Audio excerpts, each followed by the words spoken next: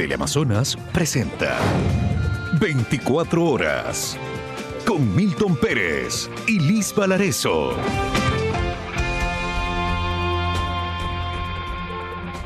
Buenos días, bienvenidos a esta emisión de 24 horas. Hoy viernes 7 de junio del 2024. Empezamos mostrándoles una imagen de Manta. Así luce a esta hora esta ciudad manabita, este puerto manabita, con un cielo nublado, 24 grados centígrados de temperatura. Una ciudad que espera los resultados de la actuación de policías y militares para disminuir ese índice delictivo que los mantiene en zozobra. Se han ejecutado operativos, esta vez no en Manta, sino en Montecristi, y de eso seguramente les contaremos más adelante. Milton, ¿cómo estás? Buenos días. Buenos días, Liz, amigos, gracias por acompañarnos. Veamos cómo amanece la capital a esta hora. Esa imagen de Quito, en el sector del Valle de los Chillos, en el triángulo, el famoso triángulo de San Rafael. Empiecen a ver ustedes cómo hay tráfico que se empieza a formar, sobre todo la gente que va a Quito a cumplir sus tareas laborales. Hay 11 grados centígrados, el cielo está nublado y hoy es viernes, no circulan los vehículos que tienen placas terminadas en 9 y 0. ¿Qué tal, Milton? ¿Cómo estás? Bien, ¿y tú? Bien, también lista para comenzar esta jornada informativa. Y bueno, lo hacemos contándoles quiénes nos van a acompañar en breve. Estará con nosotros Henry Cucalón, ex ministro de Gobierno. Con él vamos a analizar esta nueva pugna que enfrenta el Ejecutivo con el Legislativo a propósito de que se dice pues está creando una mayoría antigobiernista. Vamos a estar conversando con él sobre esto. Va a estar con nosotros Víctor Aguayo, él es el director de Nutrición y Desarrollo Infantil de la UNICEF a nivel global. Vamos a hablar de este tema importante, la desnutrición crónica infantil, los retos en el Ecuador y cómo está la región y el mundo con esta problemática. Empezamos.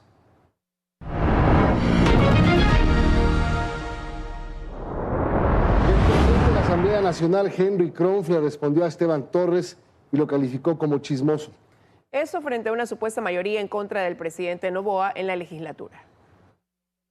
El señor Torres, que en los chismes de pasillo, o sea, ya no es un vocero, ahora resulta que es un chismoso del gobierno. Así respondió el presidente de la Asamblea, Henry Kronfler, a las nuevas declaraciones del viceministro Esteban Torres sobre una supuesta mayoría en el legislativo en contra del presidente Daniel Noboa. Y seguiríamos yendo a la Corte Constitucional las veces que sean necesarias, si se quiere, por declaraciones irresponsables y actuaciones irresponsables del vocero, ahora chismoso del gobierno. Y sobre el veto total que dio el jefe de Estado a la ley que obligaba al Ejecutivo a asignar los recursos a los gobiernos autónomos, Kronfler alertó. Es decir, el vocero hoy del gobierno que le está haciendo daño con la Asamblea, ahora le está haciendo daño al gobierno con el pueblo ecuatoriano, anticipándole que el gobierno no va a aprobar ninguna ley por más buena que sea. Para el correísmo, el veto total es una respuesta del gobierno a la enmienda a la Constitución aprobada hace poco en el Pleno. Me parece que es una respuesta además abrupta y en desconocimiento total de lo que el mismo gobierno hace, que es no asignar los recursos a los gobiernos autónomos. Posiciones que, a decir del Partido Social Cristiano y Construye, ahondan la pugna entre el Ejecutivo y la Asamblea. Sentémonos, hagamos mesas técnicas. Pero primero, cámbienos de vocero y segundo, piensen en el país. El vocero ha estado más bien haciendo una suerte de obstáculo. Sin embargo, la bancada de gobierno en la Asamblea intenta mantener abierto el canal del diálogo. Valentina Centeno se acercó al presidente de la Asamblea, Henry Kronfler, durante el Pleno. Mantuvieron una conversación que no dio resultados, mientras en los pasillos hacen advertencias. No podemos permitir que un revanchismo político de las viejas prácticas políticas no permitan que se apruebe una ley que viene a beneficiar al pueblo ecuatoriano. Y nosotros como bancada vamos a defender al presidente de la República, que le dejen tener éxito en su mandato, que le dejen revertir esa historia negativa y nefasta del viejo Ecuador. Por ahora, esta suma de hechos fragmenta las relaciones entre los dos poderes del Estado. El Ejecutivo se juega la carta del veto total a las leyes y las bancadas hablan de mayorías móviles. Y para muestra un botón, este mismo jueves el Pleno de la Asamblea Nacional, con 75 votos a favor, archivó la Ley de Seguridad Digital impulsada por el gobierno.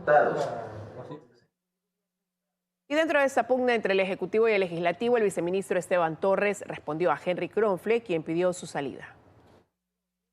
Además, denuncia que ahora la Asamblea intenta dar de baja al veto total las reformas al Código de la Función Judicial. Lamentablemente le han declarado la guerra, no solo a este gobierno, sino por ende también a los ciudadanos. Y más allá de las reacciones infantiles de ciertos señores, quedaron en evidencia muchas de sus intenciones. Desesperados, el procurador de la Asamblea Nacional presentó ante la Corte Constitucional una petición buscando inducir al error para que interprete que el veto del presidente realmente tiene razones constitucionales, lo que significa que si la Corte aceptara esa petición, regresaría el veto a la Asamblea Nacional sin que ya el presidente pueda hacer algo más. Representantes de los gobiernos autónomos descentralizados exigen al presidente Noboa que la asignación de recursos sea puntual y sin discrecionalidad política. Esto luego de que vetara totalmente la ley que buscaba que los recursos sean asignados de forma directa para evitar atrasos. Luego de que el presidente Daniel Noboa vetara totalmente la ley que buscaba asegurar la asignación de recursos directa a los gobiernos autónomos descentralizados, sus representantes expresaron su preocupación, pues aseguran que los atrasos continuarán, afectando así la ejecución de obras. Lo que buscábamos los gobiernos locales es que frente al incumplimiento de la Constitución y la ley de forma permanente por los últimos gobiernos, tener un mecanismo que evite esa triangulación. La mejor salida tendría que haber sido un veto parcial para poder conversar. El proyecto de ley que fue aprobado por la Asamblea disponía que 5 días antes de terminar el mes, el Ministerio de Finanzas debía definir los valores que se transferirían directamente a cada GAB y los primeros 5 días del mes se realizaría la asignación. Creemos que las transferencias se hagan de manera puntual y queremos que las transferencias se hagan sin discrecionalidad política. Según este comunicado del gobierno emitido la tarde del miércoles, esta iniciativa legislativa va en contra de otros sectores, como salud o educación, y de entrar en vigencia afectaría a las finanzas públicas poniendo en riesgo la estabilidad económica. Con ello, concuerda el exministro de Finanzas Mauricio Pozo. Es como que un municipio firme con un contratista privado, que cuando le llegue la plata del gobierno central, automáticamente le debita al municipio y le asignan al privado. El alcalde va a decir, déjeme administrar mi plata, pues yo sabré qué es prioritario y qué no es prioritario y cómo lo hago. Pozo además recuerda que no hay rendición de cuentas de los GATS sobre la calidad del gasto. Y la ciudadanía tiene el derecho de saber en qué se están gastando la plata. ¿Se va solo en nómina? ¿O están haciendo obra pública, alcantarillado, agua potable? A criterio del exsecretario de Estado, mientras las finanzas públicas no sean saludables, este tipo de normas no son prácticas ni apegadas a la realidad económica del país.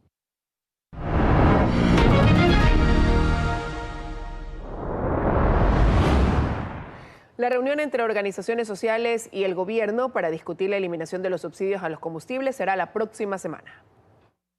Desde el Ejecutivo se anuncia un plan de compensación que alcanzaría los 150 millones de dólares.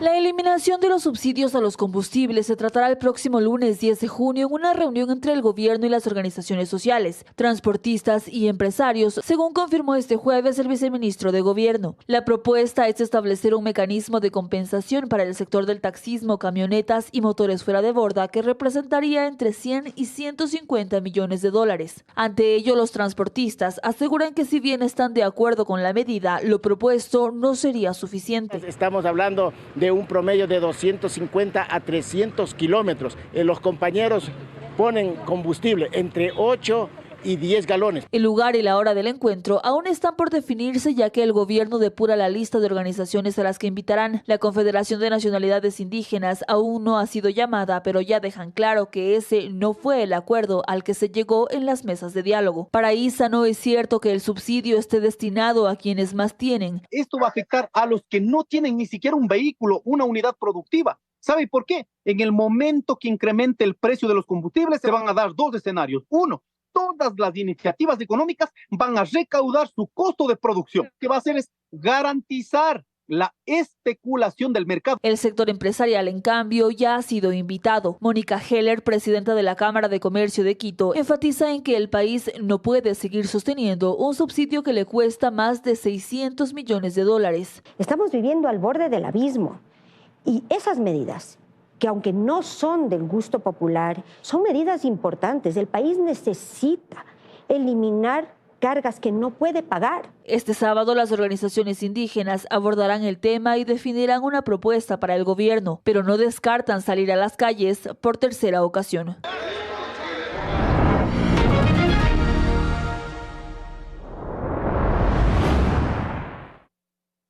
El Consejo Nacional Electoral devolvió a la Procuraduría la consulta sobre el encargo de la presidencia en época de campaña. El CNE dice que no puede interpretar la norma.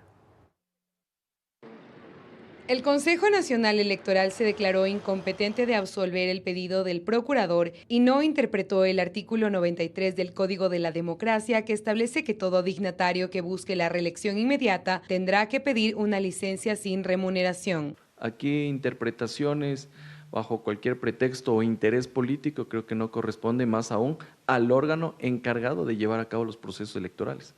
La consulta llegó al CNE a propósito de un pedido de aclaración por parte del Ejecutivo acerca de si Daniel Noboa tendrá que encargar la presidencia mientras es candidato en el 2025. La única opción para que la vicepresidencia, después en caso de pedir licencia sin remuneración, en caso de que el presidente postule a elegirse nuevamente, postular a la candidatura de presidente de la República, es que renuncie, es que sea destituida por medio de un juicio político. Además del Código de la Democracia, otras normativas indican que un funcionario público no puede hacer campaña mientras esté en el cargo. Disposiciones que es importante conocer. Por ejemplo, en la Ley Orgánica del Servicio Público se señala una prohibición expresa que un servidor en público en ejercicio de funciones haga proselitismo político. El asesoramiento pedido por Procuraduría incluso podría tener consecuencias para su autoridad, Juan Carlos Larrea. Va a ser un termómetro si es que el funcionario quiere o no quiere que se le siga un juicio político. Creo que el costo político de esta absolución de consulta no le estaría asumiendo el presidente, sino el Procurador General del Estado. Porque el Procurador General del Estado no puede hacer interpretaciones a la Constitución y eso le puede llevar a juicio político.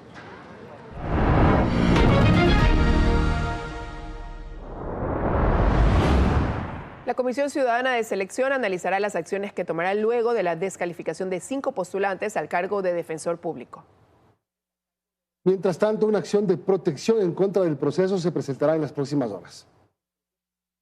Continúan los señalamientos alrededor del concurso para elegir al defensor público. Esta vez, desde la propia Comisión Ciudadana de Selección se cuestiona cómo por encima de sus decisiones el Pleno del Consejo de Participación descalificó a 5 de 9 candidatos, limitando las opciones para ganador. Ahora dicen que analizarán cuáles serán sus acciones a tomar. ¿Para qué eligen comisiones ciudadanas de selección si al final son los consejeros o 4 consejeros los que van a hacer y deshacer? Con las últimas decisiones del Pleno, solo restaría que la comisión emita su informe vinculante con el nombre del ganador. El más opcionado con el puntaje ahora más alto es el exdirector de Rehabilitación Social de Gobierno de Rafael Correa y miembro de la Comisión de Diálogo Penitenciario y Pacificación, Ricardo Morales Vela, quien sin embargo contaría con un impedimento legal para ejercer cargo público. ¿Y qué van a ir al 7º, al 8º? Quieren nombrar al concursante menor puntuado. Para la jueza de la Corte Provincial de Justicia de Pichincha, Maritza Romero, descalificada a lo largo de la sesión de este miércoles por supuestamente haber estado involucrada en casos de violación de derechos humanos, los 4 consejeros que votaron a favor de esta resolución se arrogaron funciones.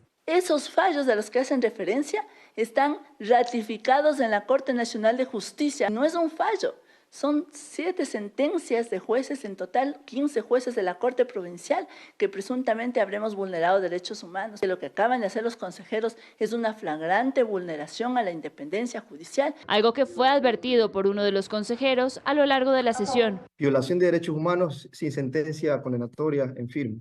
Ustedes hoy día no tienen la fuerza de la razón, lo que tienen apenas es la fuerza de los votos. Este pleno no se encuentra revisando sentencias o analizando sus decisiones jurisdiccionales. Se ha afectado a la probidad notoria de la postulante. En las próximas horas, la jueza Romero presentará una acción de protección por una violación a la seguridad jurídica, alegando vulneración a la independencia judicial, pues asegura que un proceso que carece de legitimidad debería anularse. El presidente de la Corte Nacional de Justicia, José Swing, completó la terna para la elección del titular del Consejo de la Judicatura. Se trata del abogado y catedrático Mario Fabricio Godoy Naranjo, que ha ocupado varios cargos en instituciones públicas como la Unidad de Análisis Financiera de la Fiscalía General del Estado, la Secretaría Nacional Anticorrupción y el Consejo Nacional Electoral. Godoy Naranjo se suma a la terna que ya estaba integrada por el juez de Garantías Penales y Jurisdiccionales de Quito, Telmo Molina, y integrante de la Comisión Calificadora para la Renovación de Jueces de la Corte Constitucional, Dunia Martínez. En un plazo de 2 días, la Comisión Técnica deberá analizar si cumple o no con los requisitos requeridos. La MIO, la Misión Internacional de Observadores del Concurso para Jueces de la Corte Nacional de Justicia, ha destacado la diferencia del actual proceso sobre el que fue anulado por una serie de irregularidades. Entre las sugerencias que dan sobre el nuevo concurso es que se mantenga la publicidad sobre los postulantes con el acceso a la información que se requiera. Jaime Arellano, parte de la misión, hace votos porque el concurso al final respete la independencia de poderes. Es muy importante, por eso, que el proceso siga adelante. Y no importa si hay cambio eventualmente de alguno de los integrantes del Consejo de la Judicatura por las próximas ternas que van a ser presentadas en estos días, lo importante es que no se interrumpa el proceso y que no se alteren los criterios y los lineamientos del que se está desarrollando. La independencia y autonomía de la Corte Nacional de Justicia deben ser aseguradas y corresponde al Consejo de la Judicatura asegurar que no se influya de manera indebida de ninguna manera en este proceso de elección de juezas y juezas de la Corte Nacional de Justicia. 7:17 de la mañana, momento, Milton y amigos, de ir a nuestra primera pausa. Volvemos con más enseguida.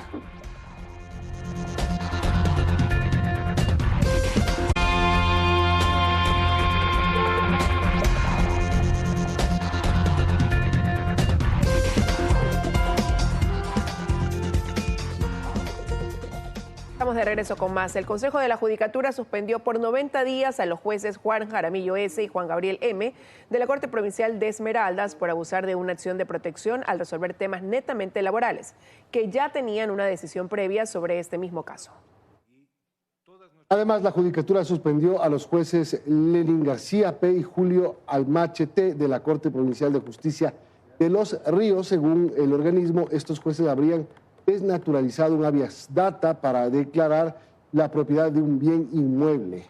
La decisión de estos jueces causó anulación de inscripciones de propiedad de terceros y una reparación que incluyó el pago de más de $22 millones por parte del Estado ecuatoriano en el denominado caso Palo Santo.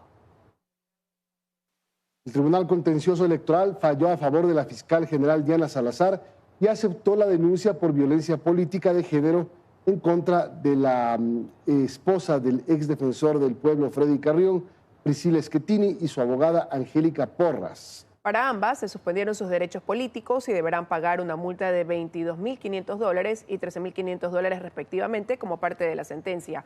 Se ordenó además que no pueden publicar en ningún medio cualquier tipo de comunicación que aluda a la fiscal general.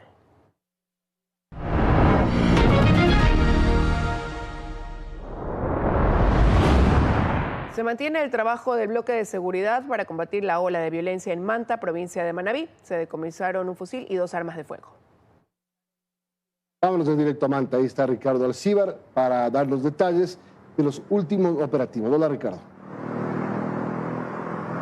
Hola, ¿qué tal? Milton, Liz, televidentes, así es, permanecemos acá en el Cantón Manta y pese a que en este punto no fue donde se encontró el armamento y los detenidos, sí pertenece al mismo distrito en el sector o en el cantón de Montecristi. Se conoce que 2 personas pertenecientes a la estructura terrorista Los Lobos y considerados como objetivos militares fueron detenidos durante la madrugada de este viernes. Con ellos se encontró un fusil y 2 pistolas. Además de esto se desmanteló un polígono de tiro que era utilizado para que estos delincuentes practicaran practiquen en esa área varios tácticas y técnicas para cometer sicariatos en toda la provincia de Manabí. Ese es el último golpe que ha dado el bloque de seguridad en las últimas horas. Acá en el Cantón Manta no se han reportado muertes violentas, tampoco en Jaramijó ni en Montecristi.